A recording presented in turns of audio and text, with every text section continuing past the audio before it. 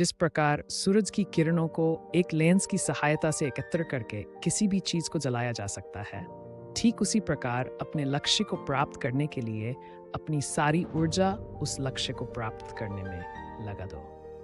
दोस्तों, आज की प्रेरणादायक कहानी बहुत ही खास है। नमस्कार दोस्तों, लक्ष्य मोटिवेशनल स्टोरी चैनल में आपका दिल से स्वागत है। दोस्तों, इस कहानी से आपको सीख मिले तो वीडियो लाइक, शेयर एवं चैनल को सब्सक्राइब जरूर कर लेना। महाभारत के समय की बात है। गुरु द्रोणाचार्य अपने शिष्यों को धनुर्विद्या का पाठ पढ़ा रहे थे। वे एक महान योद्धा और श्रेष्ठ शिक्षक थे और उनकी ख्याति दूर दूर तक फैली हुई थी। उनके शिष्यों में अर्जुन, भीम, युधिष्ठिर, दुर्योधन और अन्य कौरव पांडव भी शामिल थे। द्रोणाचार्य के मन में हमेशा ये इच्छा थी कि उनके शिष्य अद्वितीय धनुर्धर बने और अपने लक्ष्य पर अडिग रहना सीखें। एक दिन गुरु द्रोण ने शिष्यों की परीक्षा लेने की सोची। उन्होंने एक बड़ा और घना पेड़ चुना और उसकी एक शाखा पर एक पंछी की आंख का निशान बना दिया। फिर उन्होंने अपने शिष्यों को बुलाया और कहा, आज तुम सबकी परीक्षा होगी। इस पेड़ पर एक पंछी की आंख है और तुम सबको उस पर निशाना लगाना है। ध्यान रहे, निशाना सिर्फ और सिर्फ पंछी की आंख पर ही लगना चाहिए। शिष्य एक एक करके धनुष लेकर तैयार होने लगे। सबसे पहले युधिष्ठिर को बुलाया गया। द्रोणाचार्य ने युधिष्ठिर से कहा, धनुष उठाओ, तीर को साधो और मुझे बताओ कि तुम्हें क्या दिखाई दे रहा है। युधिष्ठिर ने धनुष उठाया, तीर को साधा और पेड़ की ओर ध्यान से देखने लगे। फिर उन्होंने कहा, गुरुजी, मुझे पेड़ की शाखाएं, पत्ते और पंछी की पूरी आकृति दिखाई दे रही है। द्रोणाचार्य ने सिर हिलाया और कहा, ठीक है युधिष्ठिर, तुम अपने स्थान पर बैठ जाओ। युधिष्ठिर को यह बात थोड़ी अजीब लगी, लेकिन उन्होंने गुरु के कहे अनुसार तीर चलाए बिना ही वापसी कर ली।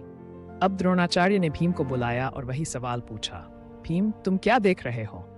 भीम ने जवाब दिया, गुरुजी, मुझे पंछी का शरीर, उसकी चोंच और पंख सब दिखाई दे रहे हैं। द्रोणाचार्य ने भीम को भी तीर चलाने से मना कर दिया और उसे वापस बैठने को कहा।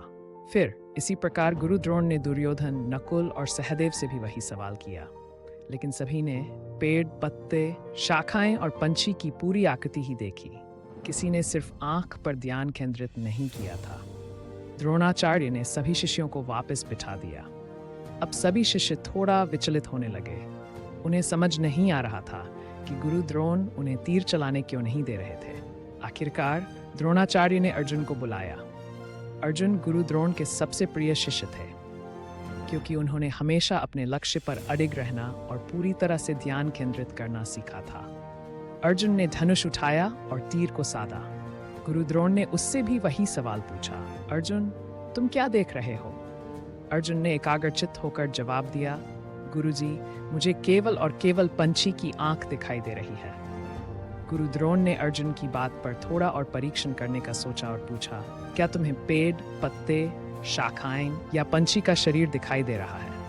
अर्जुन ने तुरंत उत्तर दिया, नहीं गुरुजी, मुझे कुछ भी नहीं दिख रहा, सिर्फ पंछी की आंख दिख रही है। गुरु द्रोण ने संतोष की मुस्कान के साथ कहा, अब तीर चलाओ अर्जुन। अर्जुन ने अपने लक्ष्य पर पूरी एकाग्रता से तीर चलाया और तीर सीधे पंछी की आंख में जाकर लगा। सभी शिष्य हैरान थे। वे समझ गए थे कि अर्जुन में ऐसी कौन सी खास बात है जो उन्हें सबसे अलग बनाती है। उस दिन गुरु द्रोण ने सबको एक महत्वपूर्ण पाठ सिखाया। सच्चा योद्धा वही है जो अपने लक्ष्य पर अडिग रहता है और अपने ध्यान को भटकने नहीं देता। इस घटना ने अर्जुन के मन में अपने गुरु के प्रति सम्मान को और भी बढ़ा दिया।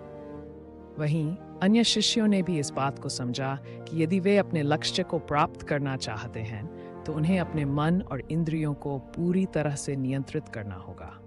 इस तरह से अर्जुन ने सिर्फ अपने लक्ष्य को देखा और बिना किसी भटकाव के उसे हासिल किया। यही कारण था कि वे सबसे श्रेष्ठ धनुर्धर बने और हमेशा अपने लक्ष्य पर पूरी तरह केंद्रित